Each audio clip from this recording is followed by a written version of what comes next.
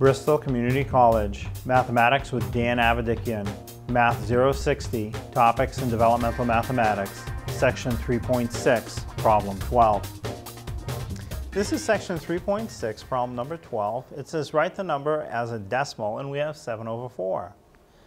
Now, notice with this, the numerator is larger than the denominator. This is what you call an improper fraction, so I expect the answer to be bigger than 1. In fact, if it was 8/4, it would reduce to 2, so it would be almost 2, just to keep that in mind.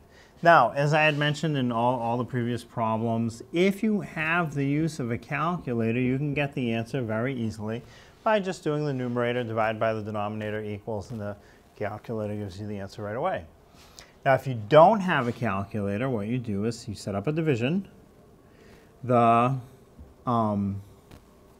denominator goes in front of the division symbol, and the numerator goes under the division symbol, like that. 4 divides into 7. Now, with most of these decimals, it didn't really go in. We'd have to add zeros right away. But because this is what we call an improper fraction, numerator is larger than the denominator, 4 will divide into 7, actually. 4 goes in once. 1 times 4 is 4.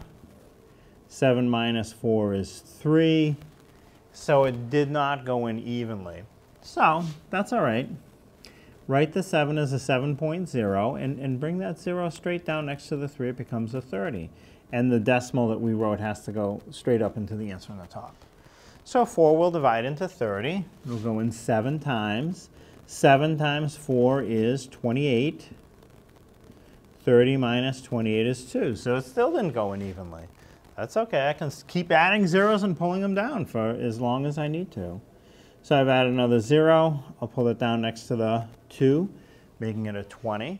Now 4 will divide into 20 evenly. It'll go in 5 times. 5 times 4 is 20. Now I have 20 minus 20, which is 0, so it went in evenly.